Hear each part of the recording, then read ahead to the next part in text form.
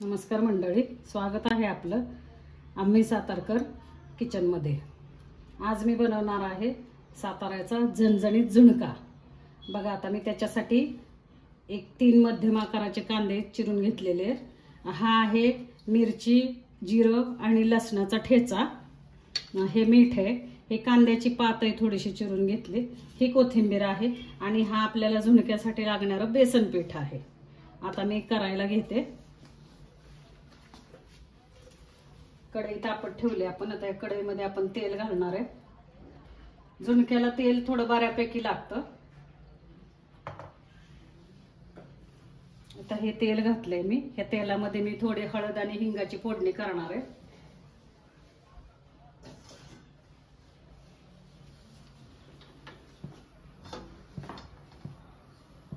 तेल तापलेलं आहे आपलं। या तेलामध्ये मी 1 चमचा जिरे,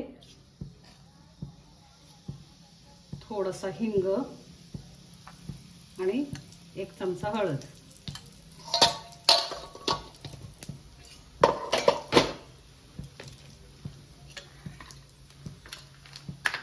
आणि आता आपण कांदा टाकणार आहे तेलामध्ये।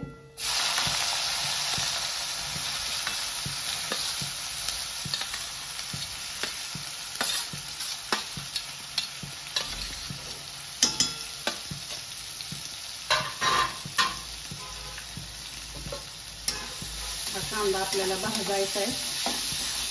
पिठल्याला झुणक्याला जेव्हा आपण कांदा भाजतो ना, तेव्हा तो कांदा एकदम करपवून नाही द्यायचा, मीडियम ठेवायचा।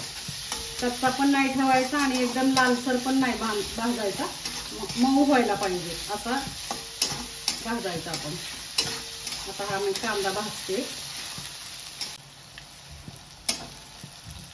आता हा कांदा भाजत आलेला आहे। भाजला म्हणजे बघा, मी जास्ती लाल पण नाही केलेला आणि जास्ती कच्चा पण नाही ठेवला, साधारण मी कांदा मऊ करून घेतलेला आहे। आता ह्याच्यामध्ये हे जे वाटण आहे आपलं, हिरवी मिरची, लसूण आणि जिरं, त्याचं वाटण आहे, ते वाटण टाकते मी। तुमच्या आवडीप्रमाणे तुम्ही तिखट करू शकता। आता माझ्या घरामध्ये तिखट खातात, त्याच्यामुळे मिरचीचं प्रमाण मी जरा जास्त ठेवलंय। हे बघा, हा आता मिरची, लसूण आणि जिरं टाकलंय, ठेचा टाकलाय मी तो। ते आता मी भाजून घेते।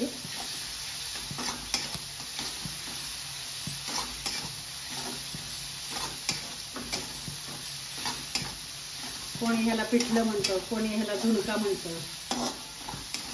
आमच्या साताऱ्याकडे ह्याला झुणका म्हणतात, झणझणीत सातारी झुणका।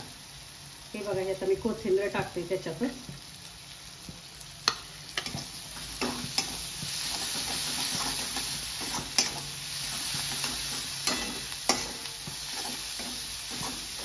आता हे मी 3 ते 4 माणसांसाठी पिठलं बनवते हे।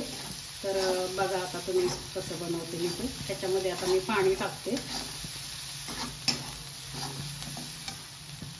गॅस कमी करते।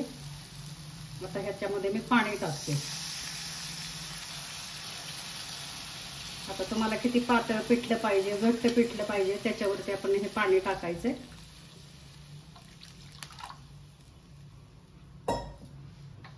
4 माणसांसाठी मी बनवते। मी पिठलं मीडियम बनवणार आहे, जास्ती घट्ट नाही आणि जास्ती पातळ नाही। भाकरी बरोबर आपल्याला खाता येईल असं पिठलं बनवणार आहे मी हे।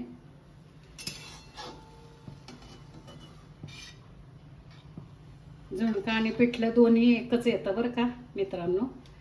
मी आता पिठलं म्हणते, झुणका सुद्धा छान वाटतो शब्द म्हणायला। झुणका म्हणजे झणझणीत झुणका। आता हे मीठ टाकते मी, चवीनुसार मीठ टाकते। मी भाकरी बरोबर खाणार आहे, त्याच्यामुळे मिठाचं प्रमाण थोडंसं मी जास्त ठेवलंय। चपाती बरोबर खाणार असेल तर मीठ कमी घालायचं। आता ह्या पाण्याला मी उकळी येऊन देणार आहे। उकळी आल्यानंतर मग मी बेसन पीठ टाकणार आहे। आता ह्या पाण्याला उकळी आली आहे, तर ह्याच्यामध्ये बघा मी आता पीठ टाकते।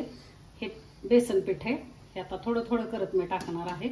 आणि जसं जसं मी पीठ टाकते तसं तसं मी हे ढवळत राहते बघा पाणी, म्हणजे काय होतं, गाठी होत नाही, बेसन पिठाच्या गाठी होत नाहीत। हे बघा, मी आता हे चांगलं असं ढवळत राहणार आहे।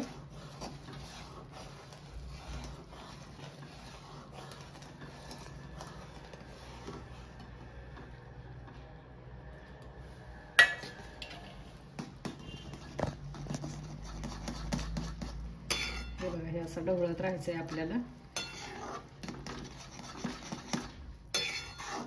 आता मी काय करते, एक पळी घेते डाव, आणि त्या पळीत हे डाव घेते आणि त्या डावाने मी जरा हे पिठलं हटते.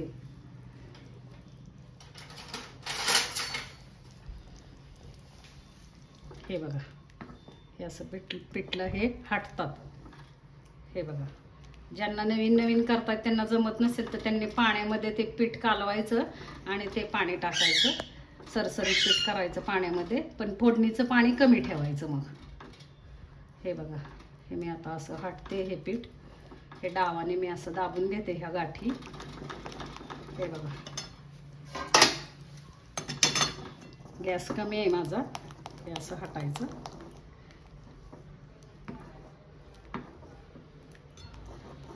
हे बघा, ह्या अशा गाठी आहेत ह्या पिठल्याच्या, ह्या पिठाच्या ह्या गाठी अशा आपल्याला मोडून घ्यायच्या.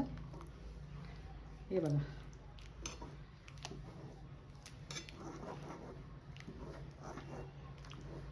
हे बघा, हा डाव आहे, मोठा डाव आहे माझ्या हातामध्ये, मोठी पळी आहे, डाव पळी. हे पळीने मी आता हे असं चांगलं हटून घेते पिठलं.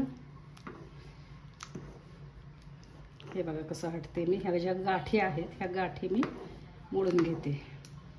खरी चव जर म्हणाल तुम्ही पिठल्याची तर हे उकळत्या पाण्यात जेव्हा आपण पीठ टाकतो ना, बेसन पीठ, मग तीच आणखीन चव येते त्या पिठल्याला. त्या पाण्यामध्ये जे आपण पातळ पीठ पाण्यात टाकून जे करतात पिठलं, त्याच्यापेक्षा हे पिठलं चवदार लागतं. हे बघा, गॅस जर मी फास्ट केला तर ते चट चट चट अंगावर उडतं. शिजत असतं ना ते पाण्यामध्ये, ते अंगावरती उडतं. गॅस कमी ठेवायचा आणि ह्या गाठी सगळ्या अशा मोडून घ्यायच्या आपल्याला. हे बघा, बऱ्यापैकी आपल्या गाठी मोडल्यात. आता हे मी झाकण लावून ठेवते 5 मिनिटासाठी. अशा प्रकारे आपलं हे पिठलं तयार आहे. मी दाखवते तुम्हाला. हे बघा किती छान झालंय. बघा किती छान दिसतं. गाठ कुठं राहिलेली नाहीये पिठल्याला. हे बघा, झणझणीत झुणकं, झणझणीत पिठलं. आता मी भाकरी टाकते आणि भाकरीबरोबर मी हे पिठलं, गरमागरम पिठलं मी सर्व करणार आहे. झाकण लावून ठेवून देते मी. 5 मिनिटासाठी झाकण लावते. अशा तऱ्हेने आपली बाजरीची भाकरी, त्याच्याबरोबर हे गरमागरम झुणका,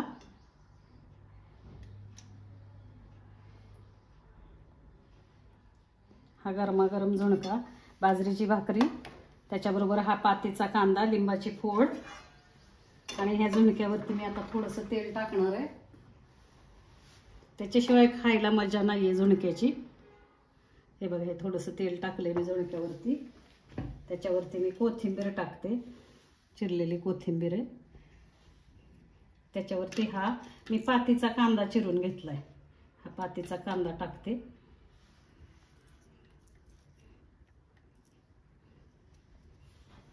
तर मित्रांनो, ही आपली झुणका भाकर, सातारी झणझणीत झुणका भाकर तयार आहे. जर तुम्हाला आवडलं, करून बघा, खाऊन बघा. ही रेसिपी तुम्हाला आवडली तर लाईक करा, सबस्क्राईब करा, शेअर करायला विसरू नका आणि कमेंटमध्ये सांगा की तुम्हाला ही माझी रेसिपी आवडली का.